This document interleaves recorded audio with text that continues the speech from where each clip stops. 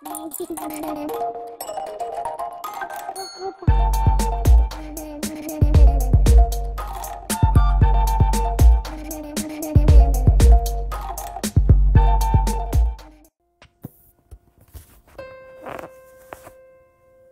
কুমারের শ্রেষ্ঠ গল্প মাতৃহীন, প্রথম পরিচ্ছেদ।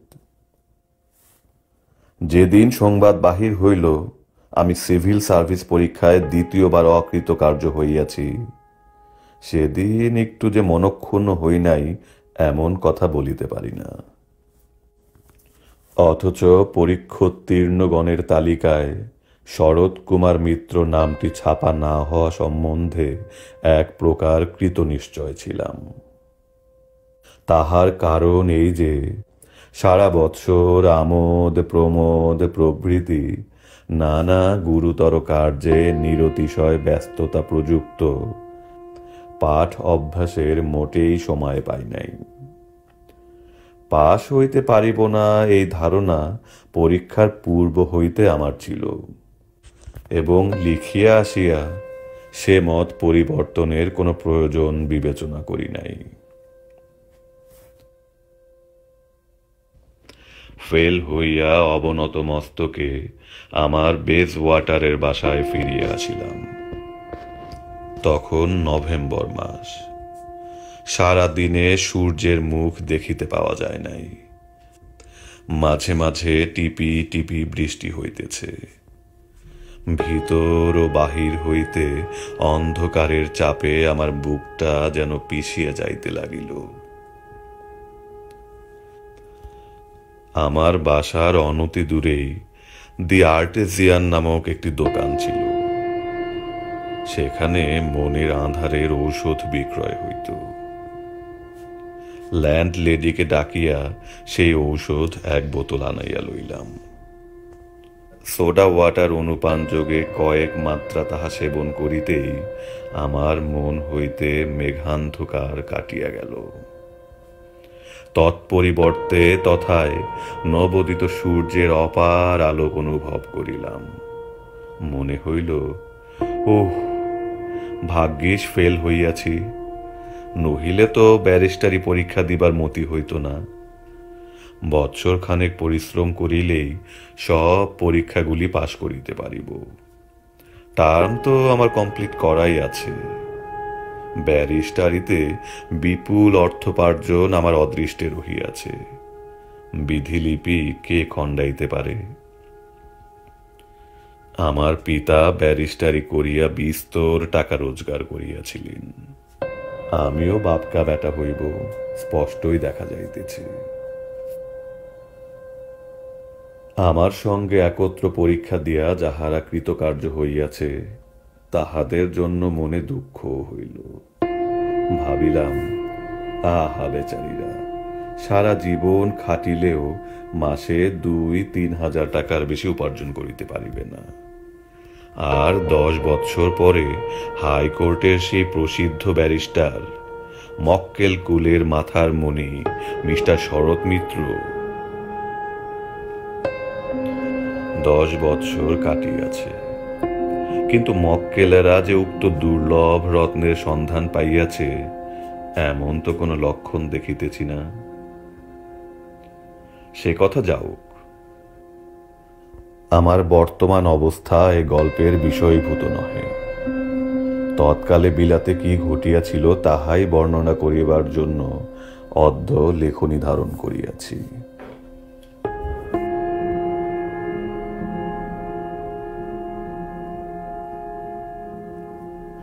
আশায় আনন্দে উৎফুল্ল হইয়া সন্ধ্যার পর সাজসজ্জা করিয়া থিয়েটারে চলিয়া গেলাম। আমার সঙ্গে কেহ ছিল না, আমি একা।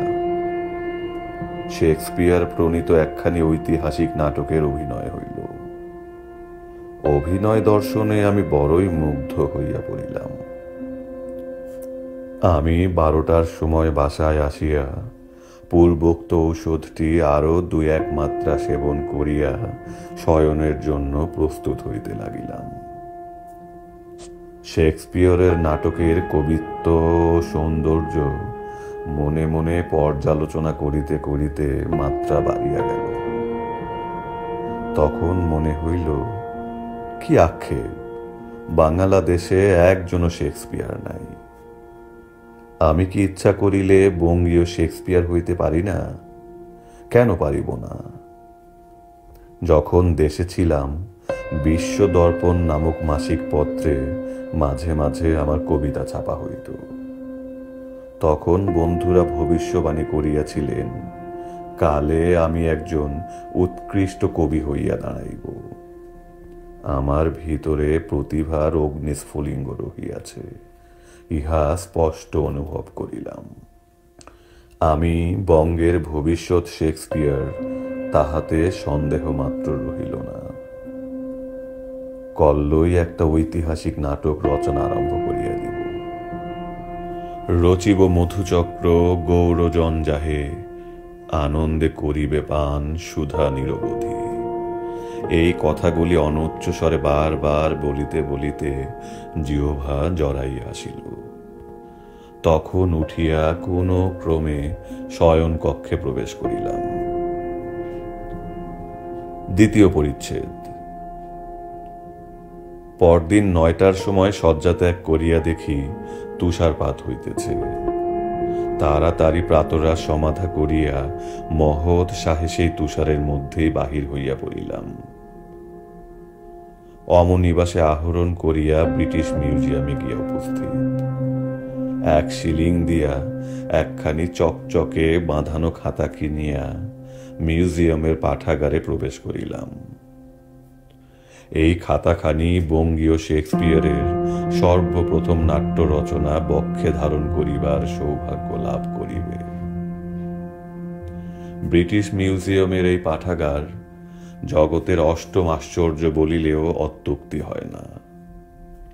সর্বকালের ও সর্বজাতির সর্ববিদ্যা এখানে পুঞ্জীভূত। এই সুবিপুল পাঠাগারটির তলদেশ বৃত্তাকার। কেন্দ্রস্থলে কতকটা স্থান কর্মচারীগণের বসিবার জন্য। সেই স্থানটি দিয়া বৃত্তাকারে সজ্জিত 3 সারি পুস্তকাধার। তাহাতে সহস্রাধিক খণ্ডে বিভক্ত গ্রন্থ তালিকা রক্ষিত। এই তালিকা বর্ণানুক্রমিক, গ্রন্থাকারের নামানুসারে এবং বিষয়ানুসারে সংকলিত। তাহার পর হইতে ব্যাসার্ধের আকারে বহু সারি টেবিল। প্রত্যেক টেবিল বহু পাঠকের উপবেশন কল্পে বিভক্ত ও সংখ্যাকৃত।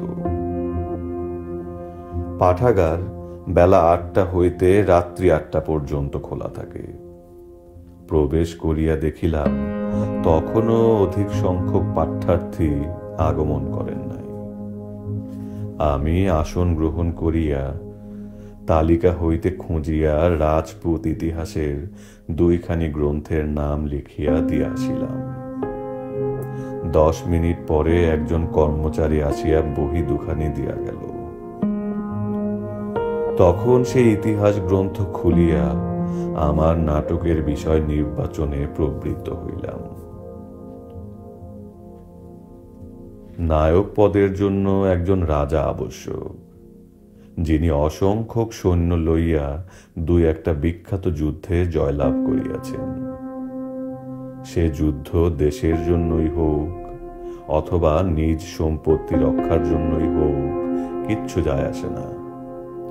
যুদ্ধকালে তাহার মুখে আমি দেশভক্তির সুন্দর সুন্দর বক্তৃতা বসাইয়া দিব, তজ্জন্য চিন্তা নাই। রাজা অপেক্ষা রাজপুত্র হইলেই ভালো হয়, কারণ রাজা প্রায়ই অবিবাহিত পাওয়া যায় না। তাহাকে প্রেমে পড়াইবার সুযোগ অতি দুর্লভ। নায়ক যে ললনার প্রণয়কাঙ্ক্ষী, তাহার নামটি কটমট হইলে চলিবে না। নামটি যদি মোলায়েম হয়, তবে তিনি সঙ্গীত কুশলা বা অশ্বারোহণ দক্ষা না হইলেও ক্ষতি নাই। আমি তাহার ও সকল অক্ষমতা দূর করিয়া দিবার ভার লইতে পারি। 1 ঘণ্টার অধিক কাল এইরূপ নিষ্ফল অনুসন্ধানের পর দেখিলাম একজন বর্ষীয়সী শুভ্র কেশিনী ইংরেজ মহিলা ধীর পদক্ষেপে পাঠাগারে প্রবেশ করিতেছেন। তাহার হস্তে কালো চামড়ার একটি কেস বা আধার ঝুলিতেছে। এইরূপ আধারে চিত্রকরগণ তাহাদের চিত্রলিখনের সরঞ্জাম রাখিয়া থাকেন। আমি যেখানে বসিয়াছিলাম বৃদ্ধা সেই দিকে আসিতে লাগিলেন। আমার কাছাকাছি আসিয়া আমার মুখপানে চাহিয়া তিনি যেন স্তম্ভিত হইয়া ক্ষণকাল দণ্ডায়মান রহিলেন। দেখিলাম পরক্ষণে আবার আত্মসম্বরণ করিয়া মৃদুমন্দ গমনে আমাকে ছাড়াইয়া গেলেন এবং আমার স্থান হইতে 4-5টি আসনের ব্যবধানে উপবেশন করিলেন। আমি ভাবিলাম বৃদ্ধার ক্ষীণ দৃষ্টি আমাকে প্রথমে কোনো পরিচিত ব্যক্তি বলিয়া ভ্রম করিয়া থাকিবেন। এ তুচ্ছ ঘটনা আমার মনে অধিক স্থান পাইল না। আমি আবার নায়ক মৃগয়ায় ব্যাপৃত হইলাম। এই রূপে আরো কিছুক্ষণ কাটিল। মনমতো নায়কের সন্ধান না পাইয়া আরো 2-1খানা পুস্তকের অন্বেষণে যাইতেছিলাম। সেই মহিলাটির নিকট দিয়া যাইতে দেখিলাম তাহার সম্মুখে 2-3খানি ভারতবর্ষীয় ছবির পুস্তক খোলা রহিয়াছে, আর তিনি কাগজে পেন্সিল দিয়া একটা জঙ্গল আঁকিতেছেন। আরো কিয়ৎক্ষণ পরে সেই স্থান দিয়া যাইবার সময় দেখিলাম জঙ্গলের অন্তরালে একটা বাঘ থাবা পাতিয়া বসিয়া আছে। হস্তিপৃষ্ঠ হইতে সৈনিক বেশধারী একজন ইংরাজ পুরুষ তার প্রতি বন্দুক লক্ষ্য করিতেছেন। ক্রমে 1টা বাজিল। লাঞ্চের সময় উপস্থিত। বহি স্বস্থানে রাখিয়া আমি বাহির হইয়া গেলাম। অল্প দূরেই ভিয়েনা রেস্তোরাঁ নামক ভোজনশালা ছিল। তথায় প্রবেশ করিয়া খাইতে বসিলাম। 2-1 মিনিট পরেই দেখি সেই বৃদ্ধাটিও প্রবেশ করিলেন। আমারই টেবিলে আমার সম্মুখস্থিত চেয়ারখানি দখল করিলেন। আমার পানে চাহিয়া সস্মিত বদনে বলিলেন, গুড আফটারনুন। আপনি এইমাত্র ব্রিটিশ মিউজিয়ামে পাঠাগারে ছিলেন না? আমি তাহাকে প্রত্যাভিবাদন করিয়া বলিলাম, আমি আপনার আসন হইতে অল্প দূরেই উপস্থিত ছিলাম। বৃদ্ধা বলিলেন, আমায় ক্ষমা করিবেন, আপনি কি ভারতবর্ষ হইতে আসিয়াছেন? আমি বাঙালি। কলিকাতার? আমি বলিলাম, কলিকাতাতেই আমাদের নিবাস। বৃদ্ধা একটু নীরব থাকিয়া বলিলেন, আমার এই সকল প্রশ্নে আপনি বিরক্ত হইতেছেন না তো? আমি শুধু অলস কৌতূহলের বশবর্তী হইয়া আপনাকে জিজ্ঞাসা করিতেছি না। আমি বলিলাম, সে বিষয়ে আমার সন্দেহ নাই।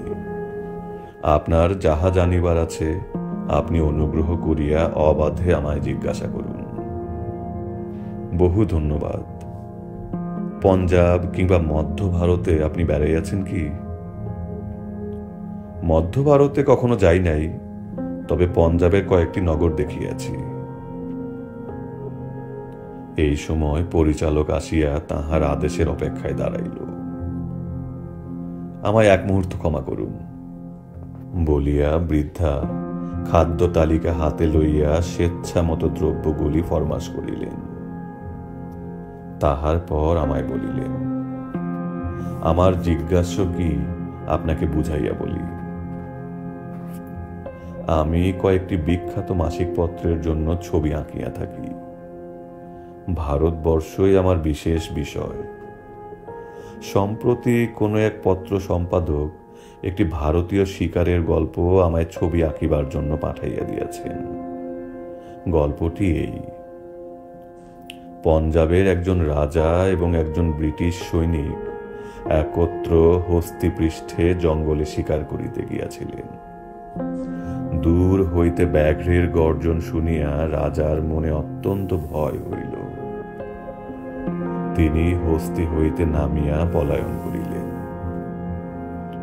ইংরাজ সৈনিক শব্দানুসারে জঙ্গলের মধ্যে প্রবেশ করিয়া বাঘকে গুলি করিলেন।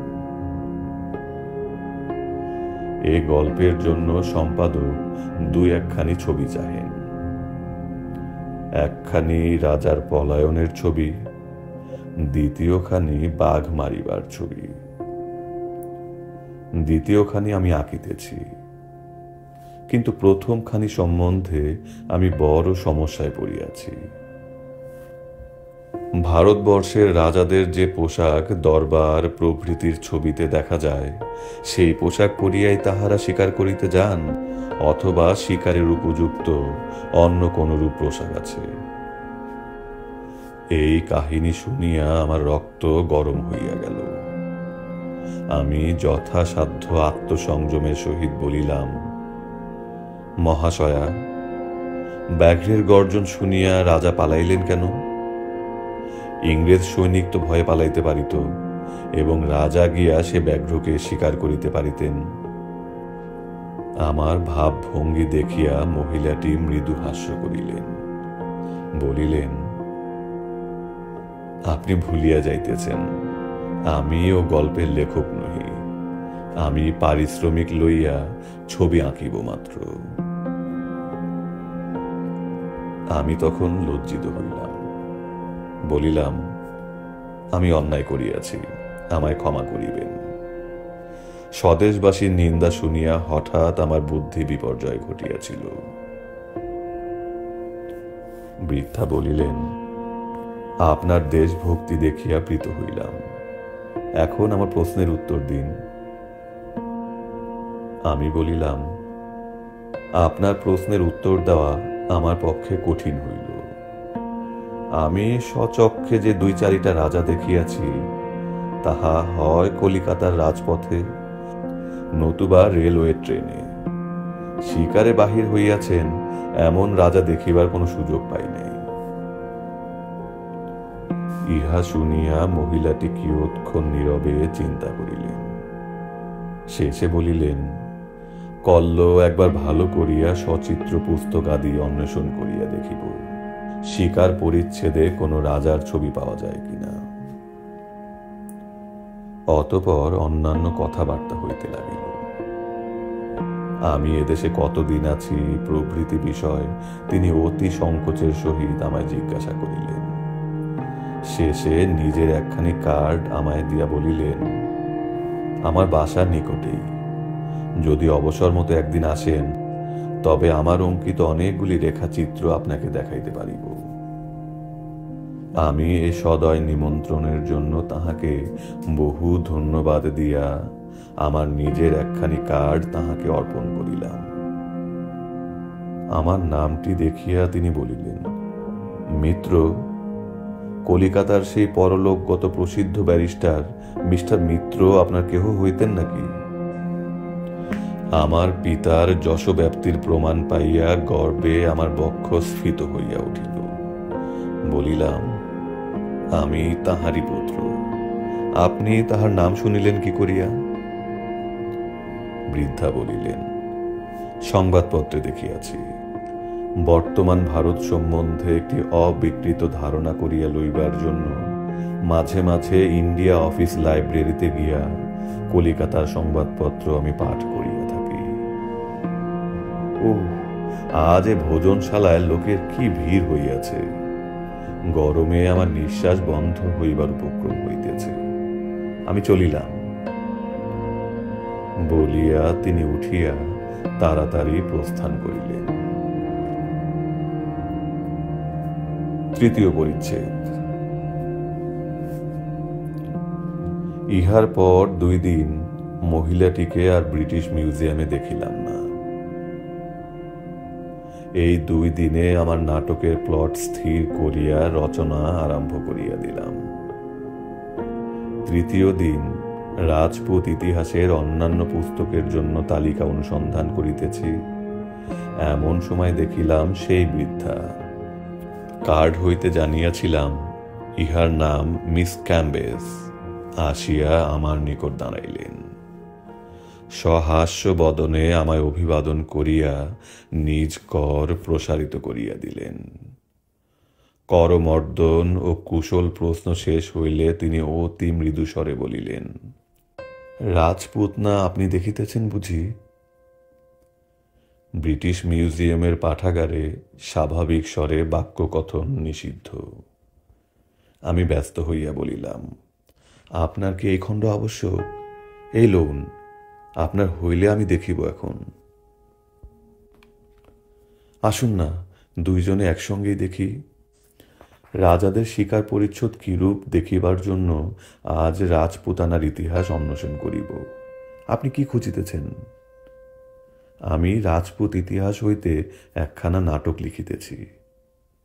আপনি নাট্যকার? লজ্জিতভাবে বলিলাম, আমি নাট্যকার নহি, তবে একখানি নাটক রচনা করিতে চেষ্টা করিতেছি বটে। বেশ বেশ, একদিন আপনার নাটকের গল্প শুনিব। সে তো আমার সৌভাগ্যের কথা। বলিয়া তাহার জন্য আমি কয়েকখানি পুস্তক নির্বাচন করিয়া দিলাম। উভয়ে স্ব স্থানে ফিরিয়া আসিয়া আপন আপন কার্যে নিযুক্ত হইলাম। আমি প্রত্যহই পাঠাগারে গিয়া নাটক লিখিতে লাগিলাম। মিস ক্যাম্বেলও প্রতিদিন আসিতেন, কিন্তু আর কোনো দিন তাহাকে ভিয়েনা রেস্তোরাঁতে যাইতে দেখিলাম না। তিনি সম্ভবত বাড়ি গিয়া লাঞ্চ খাইয়া আসিতেন। একদিন তাহার বসিবার স্থানে গিয়া তাহার কানে কানে বলিলাম, আজ বিকালে আপনার ওখানে ছবি দেখিতে আসিব কি? তিনি অত্যন্ত আহ্লাদিত হইয়া বলিলেন, বেশ তো, নিশ্চয়ই আসিবেন। আজ আমার ওখানে আপনাকে চা পান করিতে হইবে। আমি আপনাকে সঙ্গে করিয়া লইয়া যাইব এখন। বহু ধন্যবাদ বলিয়া আমি স্বস্থানে আসিয়া নিজ কার্যে মন দিলাম। বেলা 3টা বাজিলে মিস ক্যাম্বেল আসিয়া বলিলেন, চলুন যাওয়া যাক। আমি পাঠাগারে পুস্তক ফিরাইয়া দিয়া নাটকের খাতাখানি লইয়া মিস ক্যাম্বেলের সঙ্গে তাহার আবাসে গমন করিলাম। ব্লুমসবেরি ম্যানশন নামক একটি সুবৃহৎ অট্টালিকার একটি ফ্ল্যাট লইয়া বৃদ্ধা বাস করেন। ফ্ল্যাটের একটি কক্ষে তাহার চিত্রশালিকা, সেখানে লইয়া গিয়া আমাকে বসাইলেন। বলিলেন, 5 মিনিটের জন্য আমায় মার্জনা করুন। পাঁচিকাকে চায়ের বন্দোবস্ত করিতে বলিয়াছি। আপনি ততক্ষণ দেয়ালের এই ছবিগুলো দেখুন বলিয়া তিনি নিষ্ক্রান্ত হইলেন। আমি অলসভাবে ঘুরিয়া ফিরিয়া ছবিগুলি দেখিতে লাগিলাম। অধিকাংশই জলবর্ণের চিত্র, বৃক্ষরাজি বেষ্টিত নীল হ্রদ, নৃত্যশিলা শৈল নির্ঝরিণী, সিন্ধু জলধৌত সিক্তাভূমি প্রভৃতি প্রাকৃতিক দৃশ্য। 2-1খানি তৈলচিত্র আছে। ইজেলের উপর স্থাপিত একটি অর্ধ সমাপ্ত নারী মূর্তিও দেখিলাম। কিয়ৎক্ষণ পরে মিস ক্যাম্বেল ফিরে আসিলেন। ছবিগুলি একে একে আমায় বুঝাইয়া দিতে লাগিলেন। অবশেষে বলিলেন, এইগুলি আমার সাধের ছবি। শিল্পকলার সাধনার জন্য এইগুলি আমি আঁকিয়াছি। জীবিকার জন্য যে সকল ছবি আমায় আঁকিতে হয়, যেমন পলায়নপর রাজা প্রভৃতি, এইবার সেইগুলি দেখুন বলিয়া তিনি একটি বৃহৎ পোর্টফোলিও বাহির করিলেন। আমি বলিলাম, আপনার সে ছবির কি করিলেন? বৃদ্ধা হাসিয়া বলিলেন, দরবারের বেশেই রাজাকে আঁকিয়া দিতে হইয়াছে। আমি সম্পাদকের সঙ্গে দেখা করিয়া পরিচ্ছদ সমস্যার কথা বলিয়াছিলাম। তিনি বলিলেন, সাময়িক পত্রের ছবিতে অত খুঁটিনাটি ধরিতে গেলে চলে না। রাজাকে বেশ স্থূলকায় করিয়া আঁকিয়া তাহার অঙ্গে দরবারের পোশাকই পরাইয়া দিন। নহিলে পাঠকেরা রাজা বলিয়া চিনিতে পারিবে কেন? সুতরাং আমাকে সেই রূপ আঁকিতে হইল। পোর্টফোলিওর ছবিগুলি দেখিলাম, অধিকাংশই গল্প বা উপন্যাসের উপযোগী করিয়া চিত্রিত। সেগুলি দেখিতে দেখিতে চা প্রস্তুত হইবার সংবাদ আসিল। মিস ক্যাম্বেল আমাকে লইয়া তাহার ড্রয়িং রুমে গেলেন। চা পান করিতে করিতে গল্প হইতে লাগিল। সহসা টেবিলের উপর হইতে আমার চকচকে বাঁধানো খাতাখানি তুলিয়া মিস ক্যাম্বেল দেখিতে লাগিলেন। বলিলেন, এইখানেই আপনার নাটক বুঝি? হ্যাঁ। কতদূর হইল? তৃতীয় অঙ্ক হইতেছে, আরো 2টি অঙ্ক হইবে। তিনি খাতার পাতা উল্টাইতে উল্টাইতে বলিলেন, ইহার গল্পটি কি বলুন দেখি। আমি গল্পটি বর্ণনা করিতে লাগিলাম। ঘটনা সন্নিবেশ সম্বন্ধে স্থানে স্থানে তিনি পরিবর্তন প্রস্তাব করিলেন। দেখিলাম সেগুলি অত্যন্ত উপযোগী ও সমীচীন। অবশেষে খাতাখানি রাখিয়া তিনি বলিলেন, আমার আক্ষেপ এই যে আপনার রচনা পাঠ করিবার আনন্দ আমি লাভ করিতে পারিব না, অথচ এক সময় আমি বাঙ্গালা ভাষা শিক্ষা করিতে প্রবৃত্ত হইয়াছিলাম।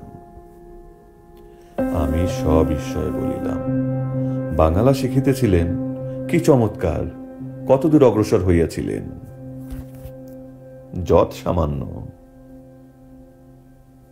এখনো কিছু কিছু মনে আছে?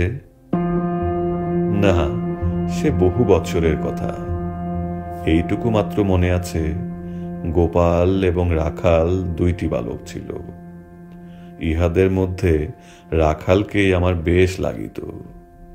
তাহার ভিতরে যথেষ্ট প্রাণ ছিল। গোপালটা একেবারে অপদার্থ, যাহাকে আমরা গুডি গুডি বলি। আমি শুনিয়া হাসিতে লাগিলাম। বলিলাম, আপনার যেরূপ অধ্যবসায় দেখিতেছি, আপনি যদি আবার চেষ্টা করেন, অল্প দিনেই বাঙ্গালা শিখিয়া ফেলিতে পারেন। মিসেস ক্যাম্বেল বলিলেন, এ বয়সে আর শিখিয়া কি হইবে?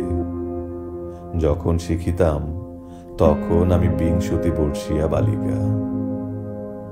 বলিয়া তিনি অন্যদিকে চাহিয়া রহিলেন। তখন দিবালোক অত্যন্ত হ্রাস হইয়া গিয়াছিল। তাহার মুখ আমি ভালো করিয়া দেখিতে পাইলাম না। তথাপি আমার সন্দেহ হইল, তাহার চক্ষু 2টি যেন জলে ছলছল করিতেছে। তাহার চিত্ত অন্যদিকে ফিরাইবার জন্য বলিলাম, আর 1 পেয়ালা চা পাইতে পারি কি? তিনি ব্যস্ত হইয়া বলিলেন, ক্ষমা করিবেন, আপনার পেয়ালা খালি হইয়াছে আমি লক্ষ্যই করি নাই। আমার আতিথেয়তা মোটেই অনুকরণীয় নহে। বলিয়া তিনি হাসিতে হাসিতে আমার পেয়ালা লইয়া চায়ে পূর্ণ করিয়া দিলেন। বলিলেন, আপনি ঐতিহাসিক নাটকে লিখিবেন না গার্হস্থ্য নাটক লিখিবার ইচ্ছা আছে? ক্রমে গার্হস্থ্য নাটকও লিখিব বই কি। আমি আপনাকে একটি গার্হস্থ্য নাটকের প্লট দিতে পারি। বাস্তব জীবনের ঘটনা, একটি হৃদয়ভেদী প্রণয় কাহিনী। আগ্রহের সহিত বলিলাম, বহু ধন্যবাদ। প্লটটি কি বলুন না। আগে এই নাটকটি শেষ করুন, তাহার পর একদিন বলিব। আরো 10 মিনিট গল্পে কাটিলে অন্ধকার বাড়িয়া উঠিল। পরিচারিকা আসিয়া গ্যাস জ্বালিয়া দিল। তখন মিস ক্যাম্বেলের নিকট বিদায় প্রার্থনা করিলাম। তিনি উঠিয়া আমার সঙ্গে সঙ্গে দ্বার পর্যন্ত আসিলেন। শেষ মুহূর্তে বলিলেন, আপনার নাটক সমাপ্ত হইলে একদিন আসিয়া অনুবাদ করিয়া আমায় শুনাইতে হইবে, মনে রাখিবেন। আমি সেই সুযোগের প্রতীক্ষা করিয়া থাকিব। বলিয়া অভিবাদনান্তর বিদায় লইলাম। চতুর্থ পরিচ্ছেদ। আমার ঐতিহাসিক নাটক লেখা শেষ হইয়া গিয়াছে। এ সংবাদ পাঠাগারে মিস ক্যাম্বেলকে দিয়াছি। ইতিমধ্যে তাহার সহিত আমার ঘনিষ্ঠতা বৃদ্ধিপ্রাপ্ত হইয়াছে। আমি তাহার আবাসে আরো 2 বার চা পান করিয়াছি। তাহার ব্যবহার ও কথাবার্তায় বুঝিতে পারি আমাকে তিনি আন্তরিক স্নেহ করেন। একদিন ব্রিটিশ মিউজিয়ামে তিনি আমাকে বলিলেন, কল্ল, আমার হাতে কোনো কাজ নাই, তোমার নাটকখানি শুনাইবে? বেশ তো, কাল কখন আসিব বলুন? কাল পাঠাগারে আসিবে কি? আসিব, তবে নাটকখানি সঙ্গে আনিও। এখান হইতে 1টার সময় গিয়া কাল আমার সঙ্গে তুমি লাঞ্চ খাইও। বহু ধন্যবাদ। আপনি কাল আসিতেছেন কি? না, আমি আসিব না।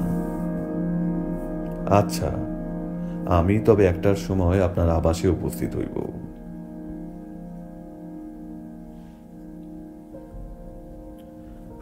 তখন ডিসেম্বর মাস। শীতটা খুবই প্রচণ্ড ভাব ধারণ করিয়াছে। প্রায় প্রতিদিনই তুষারপাত হয়। পরদিন প্রভাতে উঠিয়া দেখিলাম বৃষ্টি পড়িতেছে। প্রাতরাশ সমাপন করিতে 9টা বাজিল, বৃষ্টি থামিল না। 10টা বাজিল, তবু থামে না। আমার ল্যান্ডলেডি প্রচলিত প্রবাদ বাক্য কোট করিয়া বলিল, 7টার পূর্বেই যখন বৃষ্টি আরম্ভ হইয়াছে, 11টার মধ্যে নিশ্চয়ই বন্ধ হইবে। কিন্তু 11টা বাজিবা মাত্র ল্যান্ডলেডির ভবিষ্যবাণীর যেন প্রতিবাদ করিবার জন্যই বৃষ্টি প্রবলতরভাবে আরম্ভ হইল। 12টা বাজিল, তখনও তদ্রূপ। অন্য সময় হইলে এমন দিনে আমি বাহির হইতাম না, কিন্তু আজ প্রথম রসগ্রাহী ব্যক্তি আমার প্রথম রচনা শ্রবণ করিবার জন্য আগ্রহান্বিত। আজ কি আমি থাকিতে পারি? ক্যাব ডাকাইয়া মিস ক্যাম্বেলের উদ্দেশ্যে যাত্রা করিলাম। আমাকে দেখিয়া তিনি বলিলেন, how very sweet of you to come in this weather.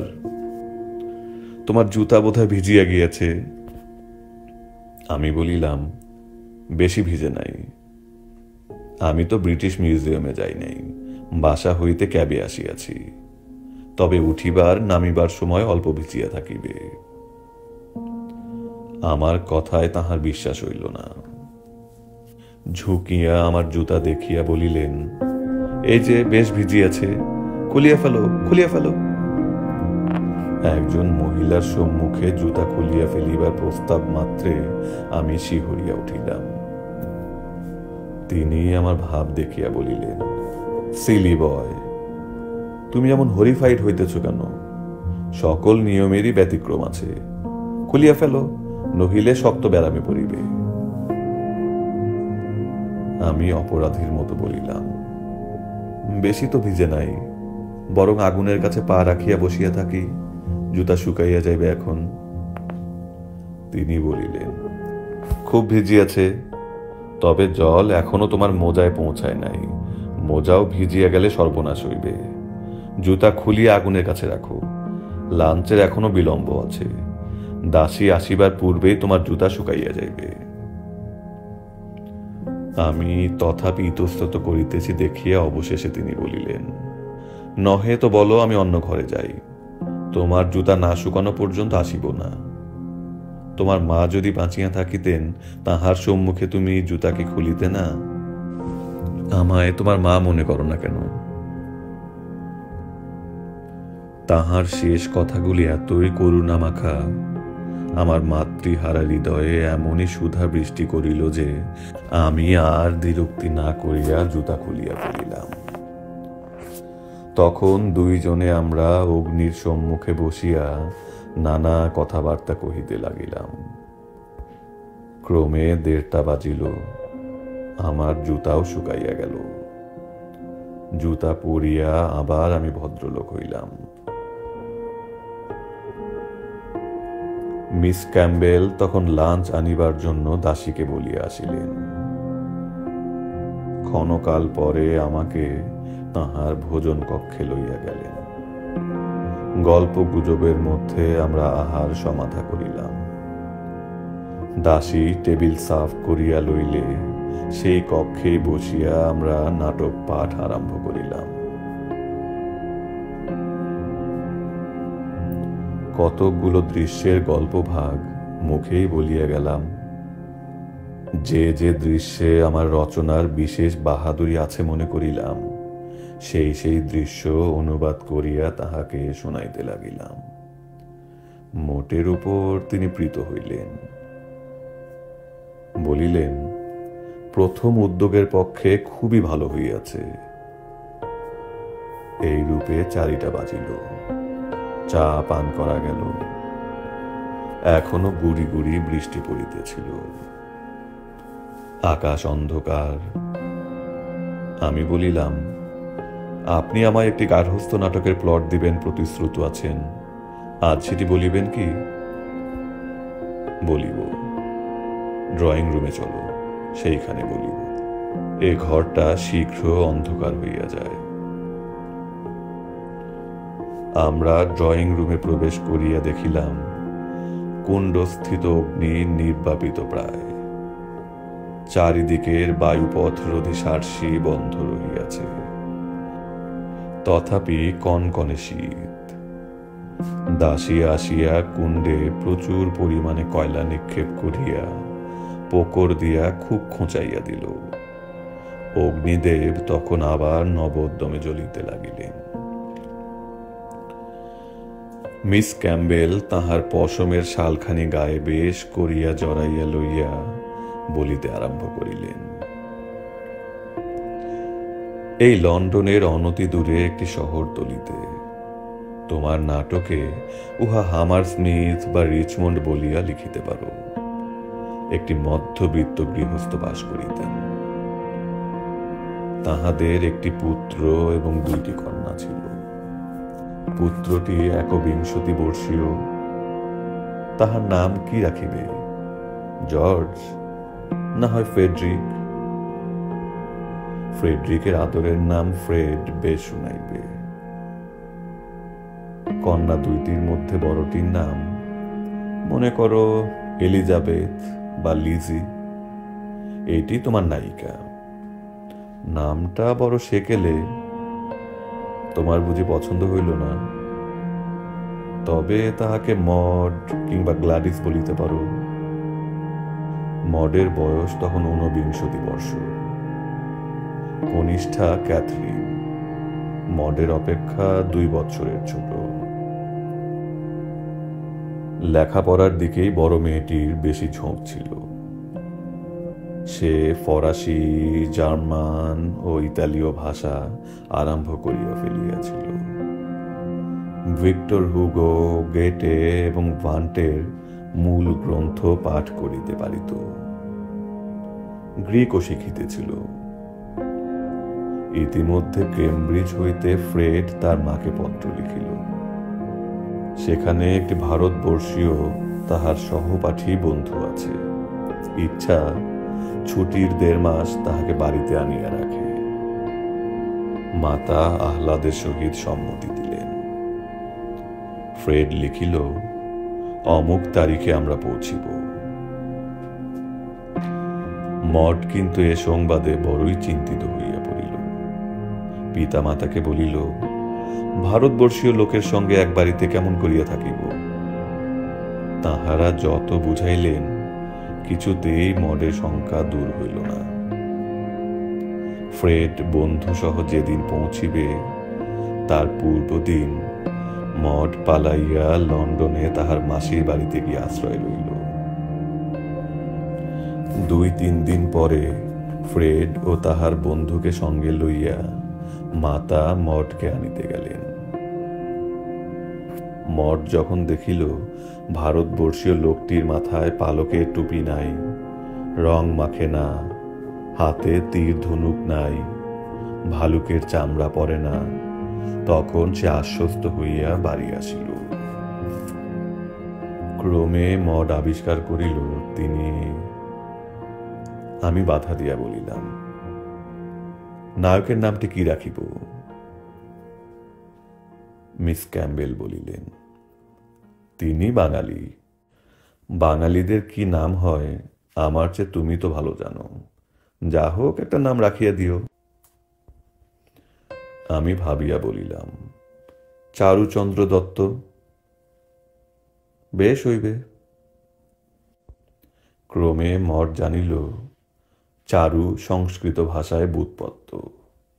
তখন সে মাকে ধরিয়া বলিল, আমি সংস্কৃত শিখিব।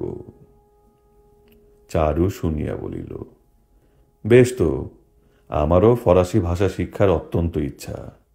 আপনি আমায় ফরাসি পড়াইবেন, আমি আপনাকে সংস্কৃত পাঠ দিব। এই রূপে উভয়ে উভয়ের শিষ্যত্ব গ্রহণ করিল। তখন মে মাস, আকাশ পরিষ্কার নীল। বাড়ির পশ্চাতের বাগানটি বাটারকপ, প্রিমরোজ ও ডেজি ফুলে ভরিয়া গিয়াছিল। বাগানের মাঝখানে একটি লাইলাকের গাছ, তাহার সর্বাঙ্গে তখন ফুল আর ধরে না। ঘরের মধ্যে গরম, তাই প্রভাতে ও বৈকালে একটি চীনা বেতের টেবিল আর দুখানি হালকা চেয়ার সেই লায়লাকের তলায় বিছাইয়া তাহারা পরস্পরকে পাঠ দিত। গাছটির শাখার ফুলের মধ্যে আত্মগোপন করিয়া একজোড়া মেডিস পক্ষী সারাদিন প্রণয় গান গাহিত। ক্রমে দুজনের মনে পরস্পরের প্রতি অনুরাগ সঞ্চার হইল। মডের পিতামাতা এ ব্যাপারে কিছুই সন্ধান রাখেন নাই, কিন্তু ফ্রেড ঠিক ধরিয়াছিল। সে বোন দুটি এবং চারুকে সঙ্গে লইয়া কোনোদিন রিচমন্ড পার্কে, কোনোদিন কিউ গার্ডেনে বেড়াইতে যাইত। মড ও চারু বেড়াইতে বেড়াইতে অনেক সময় ক্যাথরিন ও ফ্রেডকে খুঁজিয়া পাইত না। ফ্রেডের কৌশলে এরূপ ঘটিত সন্দেহ নাই। ক্রমে চারু মনে করিল, মডের পিতামাতার নিকট আর ইহা গোপন রাখিলে তাহার পক্ষে অন্যায়চারণ হয়। তখন সে মডের পিতার কাছে গিয়া সমস্ত খুলিয়া বলিল। মডের নিকট বিবাহ প্রস্তাব করিবার জন্য তাহার অনুমতি প্রার্থনা করিল। সমস্ত শুনিয়া মডের পিতা গম্ভীর হইয়া রহিলেন। অবশেষে তিনি মডকেও সেখানে ডাকাইয়া পাঠাইলেন। স্নেহের স্বরে উভয়কে বলিলেন, তোমরা এখন দুজনেই অল্প বয়স্ক, সংসারাভিজ্ঞতা তোমাদের কিছুই নাই। পরস্পরের প্রতি তোমাদের আকর্ষণ ইহা স্থায়ী প্রেম বা সাময়িক উত্তেজনা মাত্র, তাহারও পরীক্ষা হওয়া আবশ্যক। ব্যারিস্টার হইয়া দেশে ফিরিতে চারুর এখনো বৎসরাধিককাল বিলম্ব আছে। আমি বলি, এ 1 বৎসর তোমরা আত্মপরীক্ষা করো। 1 বৎসর তোমরা পরস্পরের সহিত সাক্ষাৎ বা পত্রালাপ করিও না। যদি বৎসরান্তে তোমাদের মনের ভাব এইরূপই থাকে, তবে তোমাদের পরিণয়ে আমি সম্মতি দেব। মড ও চারু একথা শুনিয়া বড়ই বিমর্ষ হইয়া পড়িল। অথচ পিতার যুক্তির সারবত্তা হৃদয়ঙ্গম করিল। চারুর ছুটি ফুরাইয়া আসিল। 1 বৎসরের জন্য উভয়ের নিকট সজল নেত্রে বিদায় গ্রহণ করিল। মডের পিতার নিকট তাহারা যে সত্যে আবদ্ধ হইয়াছিল, 1 বৎসর কাল ধর্মভাবে তাহা পালন করিল। কেবল ফ্রেডের নিকট পরস্পরের সংবাদ তাহারা পাইত। মড ভাইকে কেমব্রিজে যে পত্র লিখিত, ফ্রেড চারুকে সে সকল দেখিতে দিত। 1 বৎসর কাল সেই পত্রগুলি চারুর অবলম্বন ছিল। আবার ছুটিতে ফ্রেড বাড়ি আসিলে চারু তাহাকে যে সকল পত্র লিখিত, ফ্রেড সেগুলি ভগিনীকে দেখাইত। এই রূপে সুদীর্ঘ পরীক্ষাকাল অতিবাহিত হইল। চারু আবার আসিল। মডের পিতামাতার সম্মতিক্রমে তাহারা বিবাহ অঙ্গীকারে আবদ্ধ হইল। পরম আনন্দে দুইজনে দিন যাপন করিতে লাগিল। জুন মাসের 16 তারিখে চারু বারে কল্ড হইবে। জুলাই মাসের প্রথম সপ্তাহে বিবাহের দিন স্থির হইল। বিবাহের পর এক পক্ষকাল নবদম্পতি ইতালি দেশে মধুচন্দ্র যাপন করিয়া ব্রিন্দিসি হইতে স্বদেশে যাত্রা করিবে। তাহার পিতামাতার এ বিবাহে সম্মত হওয়া সম্বন্ধে চারুর মনে সংশয় ছিল, অথচ পিতামাতার প্রতি তাহার ভক্তি ও ভালোবাসা যথেষ্ট। তাহাদের আশীর্বাদ লাভ না করিয়া বিবাহ করিতে কিছুতেই তাহার মন সরিতেছিল না। তাই সে একখানি দীর্ঘ পত্রে সমস্ত কথা লিখিয়া অনেক মিনতি করিয়া পিতামাতার আশীর্বাদ ভিক্ষা করিল। চারু হিসাব করিয়া দেখিল, যেদিন সে বারে কল্ড হইবে তাহার 2 দিন পরে ভারতবর্ষ হইতে পিতার উত্তর আসিবে। পত্র প্রতীক্ষার শেষ সপ্তাহ সে অতি বিমর্ষ ভাবে কাটাইল। তাহার মনে হইল, পিতা মাতার বিনা আশীর্বাদে বিবাহ করিতে হইলে মিলনের অর্ধেক আনন্দ তাহার চলিয়া যাইবে। এই সময় দাসী আলো জ্বালিয়া দিতে আসিল। আলো জ্বালিয়া অগ্নিকুণ্ডে আবার প্রচুর পরিমাণ কয়লা নিক্ষেপ করিল। অগ্নিদেব লেলিহ রসনা বিস্তার করিয়া নৃত্য করিতে লাগিলেন। আমার মনে একটা বিশ্বাস ক্রমে দৃঢ় হইতে দৃঢ়তর হইয়া আসিতেছিল। এই মড মিস ক্যাম্বেল ছাড়া আর কেহই নয়। উৎসুক ভাবে জিজ্ঞাসা করিলাম, তাহার পর কি উত্তর আসিল? মিস ক্যাম্বেল বলিলেন, পত্রের কোনো উত্তর আসিল না। 18 জুন, সেদিন ওয়াটারলু যুদ্ধ জয়ের বার্ষিক উৎসব। পত্রের পরিবর্তে চারুর বৃদ্ধ পিতা স্বয়ং আসিয়া পড়িলেন। মডের পিতার পা জড়াইয়া ধরিয়া বলিতে লাগিলেন, আমায় ক্ষমা করুন, আমার ওই একমাত্র পুত্র, আমাদের বুড়া বুড়ির ওই একমাত্র অবলম্বন, দেশে লইয়া গিয়া প্রায়শ্চিত্ত করাইয়া উহাকে জাতিতে তুলিয়া লইব, সেইখানে হিন্দু মতে উহার বিবাহ দিব। আপনার কন্যাকে বিবাহ করিলে জন্মের মতো উহার জাতিচ্যুতি ঘটিবে, বংশাবলী ক্রমে আর কখনো সমাজে উঠিবার আশা থাকিবে না, ছেলেকে আমি ঘরে রাখিতে পারিব না, মরিবার সময় আমাদের মুখেও জনগণ্ডুষ দিবার অধিকারী থাকিবে না। আপনার কন্যাকে বিবাহ করিলে আমার স্ত্রী শোকে আত্মহত্যা করিবে, আমি দুঃখে পাগল হইয়া যাইব। কাশ্মীর হইতে বেড়াইতে যাইবার নাম করিয়া বোম্বাই হইতে জাহাজে আমি আসিয়াছি, সারা পথ চিরা খাইয়া আসিয়াছি, আমার ধন আমায় ফিরাইয়া দিন। মঠকেও তিনি মাতৃ সম্বোধন করিয়া ওই প্রকার বলিতে লাগিলেন। মডের পিতা বলিলেন, পাত্র পাত্রী উভয়ই প্রাপ্তবয়স্ক, উহারা ভালো বুঝিয়া যাহা ইচ্ছা তাহাই করিবে, আমি নিশ্চয়ই তাহাতে বাধা দিব না, আপনারও বাধা দিবার কোনো অধিকার নাই। মনে রাখিবেন, ইহা ইন্ডিয়া নয়, ইহা গ্রেট ব্রিটেন, স্বাধীন দেশ। মডের পিতা তখন চারুকে ডাকিয়া জিজ্ঞাসা করিলেন। চারু বলিল, আমি বিবাহ করিব। পিতার সম্মতি পাইলাম না, ইহা আমার পক্ষে চরম দুর্ভাগ্য। তথাপি আমি বাগদত্তা বধূকে পরিত্যাগ করিয়া অধর্মচারণ করিতে প্রস্তুত নহি। চারুর পিতা বলিলেন, ওরে পাষাণ, বাগদত্তা বধূ পরিত্যাগী কি কেবল অধর্ম? পিতৃ মাতৃ হত্যা কি পুণ্য কার্য? চারু তথাপি অটল রইল, কিন্তু মড বাকিয়া বসিল। সে বলিল, এমন অবস্থায় আমি কখনোই চারুকে বিবাহ করিব না।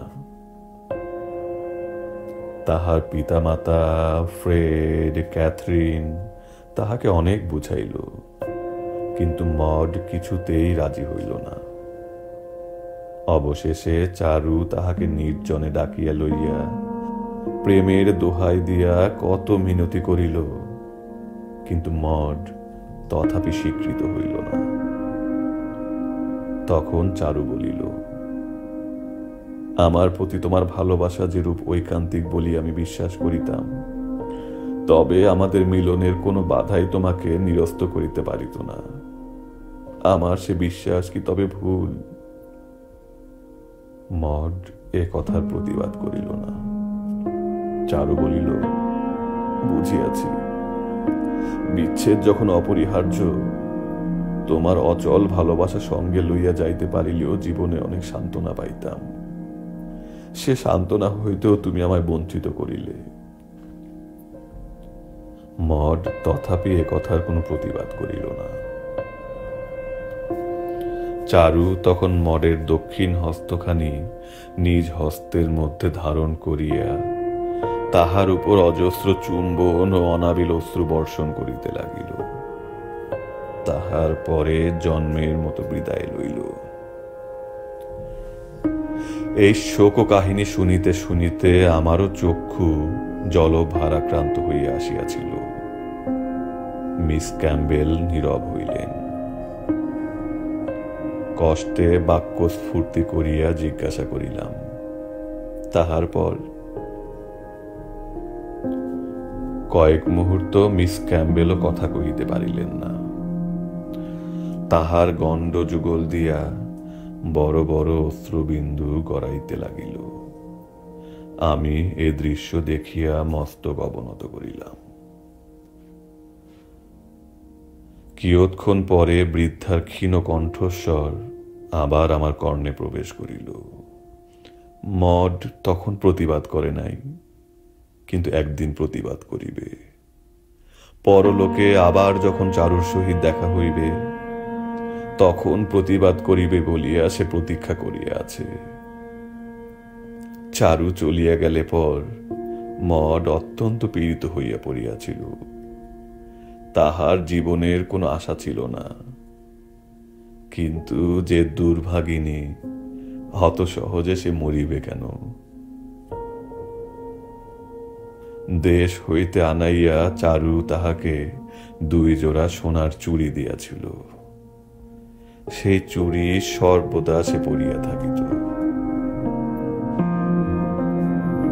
কয়েক বৎসর হইল, একদিন হঠাৎ সে একখানি ভারতীয় সংবাদপত্রে দেখিল তাহার বাঞ্ছিত ইহজগতে আর নাই। সেই দিন সে হাতের চুড়িগুলি খুলিয়া ফেলিল। সে শুনিয়াছিল, হিন্দু বধূ বিধবা হইলে হাতে আর চুড়ি পরে না। মডের শয়ন কক্ষে তাহার প্রণয়িনীর একখানি তৈলচিত্র আছে।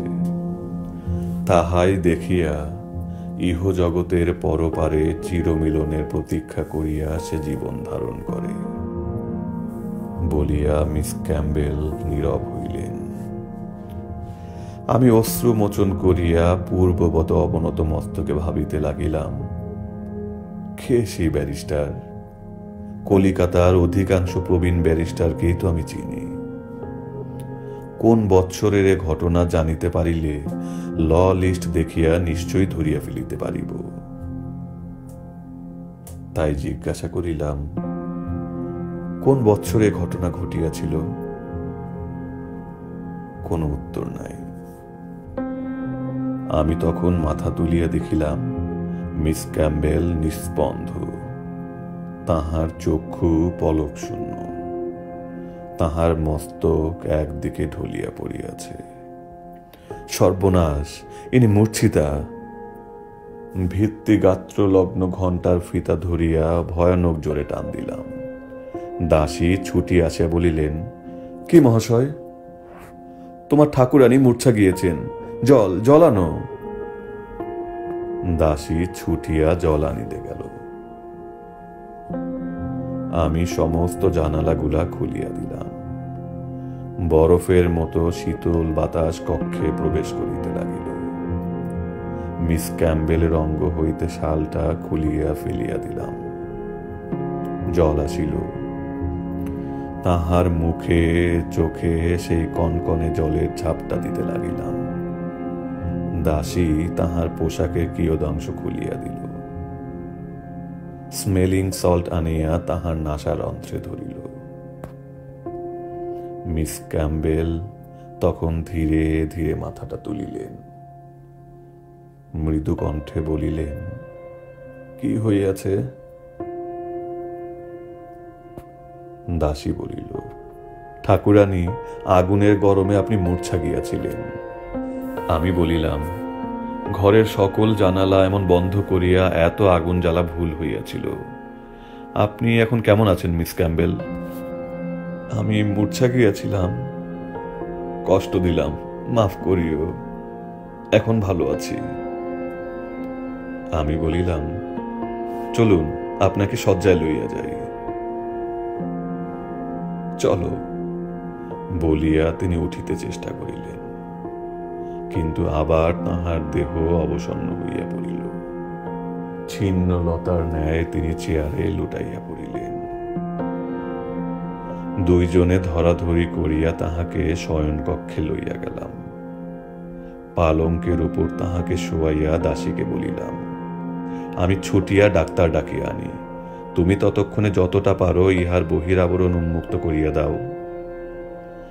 বলিয়া পশ্চাৎ ফিরিবা মাত্র দেখিলাম ভিত্তিগাত্রে একখানি তৈলচিত্র, আমার পিতার যুবা মূর্তি। ইহা যে ফটোগ্রাফের অনুলিপি, তাহার এক খণ্ড আমার অ্যালবামেও রক্ষিত আছে। সমস্তই বুঝিলাম। ছুটিয়া গিয়া ডাক্তার আনিলাম। তাহার ঔষধে এবং আমাদের শুশ্রূষায় রাত 9টার মধ্যে মিস ক্যাম্বেল প্রকৃতিস্থ হইলেন। এক পেয়ালা গরম সুরুয়া তাহাকে পান করাইয়া রাত্রির মতো আমি বিদায় গ্রহণ করিলাম। ৫ম পরিচ্ছেদ। উক্ত ঘটনার পর 1 বৎসর আমি বিলাতে ছিলাম। মিস ক্যাম্বেলের নিকট সর্বদা যাতায়াত করিতাম। তিনি আমায় পুত্রবৎ স্নেহ করিতেন। আমি তাহাকে পত্রাদি লিখিবার সময় মাতৃ সম্বোধন করিয়া লিখিতাম, কিন্তু সাক্ষাতে বলিতে পারিতাম না, কেমন লজ্জা করিত। পরে তিনি আমায় বলিয়াছিলেন, ব্রিটিশ মিউজিয়ামের পাঠাগারে আমায় দেখিবা মাত্র আমার পিতার সহিত প্রবল সৌসাদৃশ্য অনুভব করিয়াছিলেন। আমার পরিচয়ের জন্য উৎকণ্ঠিত হইয়া তিনি সেদিন আমার পশ্চাৎ পশ্চাৎ ভিয়েনা রেস্তোরাঁতে প্রবেশ করিয়াছিলেন। নচেত প্রকাশ্য স্থানে ভোজন আদি করা তাহার নিতান্তই অপ্রীতিকর। যথাসময়ে আমি বারে কল্ড হইলাম। তাহাকে সঙ্গে করিয়া আনিবার জন্য অনেক সাধ্য সাধনা করিলাম। বলিলাম, আপনি এখন বৃদ্ধ হইয়াছেন, এখন সর্বদা আপনার সেবা যত্নের আবশ্যক। আমার গৃহে আসিয়া মাতৃগৌরবে আমার সেবা গ্রহণ করুন। কিন্তু কিছুতেই তাহাকে সম্মত করিতে পারিলাম না। বলিলেন, হে বয়সে জন্মভূমি ছাড়িয়া অন্য কোথাও গেলে আমি শান্তি পাইব না। দেশে ফিরিয়ে আসিয়া প্রতি মেলেই তাহাকে পত্র লিখিতাম এবং তাহার পত্র পাইতাম। আমার যখন বিবাহ হইল, আমার স্ত্রীকে আশীর্বাদ স্বরূপ তিনি সেই সোনার চুড়ি 2 জোড়া পাঠাইয়া দিলেন। আমার স্ত্রী সর্বদা সেগুলি পরিয়া থাকেন। তাহার পরে খোকা জন্মিল। তিনি লিখিলেন, খোকা একটু বড় হইলেই তাহাকে ও তাহার মাকে লইয়া আমি যেন একবার বিলাত যাই। মরিবার পূর্বে আমাদের 3 জনকে একবার দেখিবার তাহার বড় সাধ হইয়াছে। এ কথা উপর্যুপরি কয়েকখানি পত্রেই লিখিলেন। সে বৎসর পূজার ছুটিতে আমরা বিলাত যাইব, সমস্ত স্থির হইল। তাহাকে এ সংবাদ লিখিলাম, কিন্তু পত্রখানি 1.5 মাস পরে ফিরিয়া আসিল। খামের উপর লন্ডনের পোস্ট অফিস রাবার স্টাম্পের ছাপ মারিয়া দিয়াছে। মালিক মৃত, পত্র বিলি হইল না। আমি দ্বিতীয়বার মাতৃহীন হইলাম।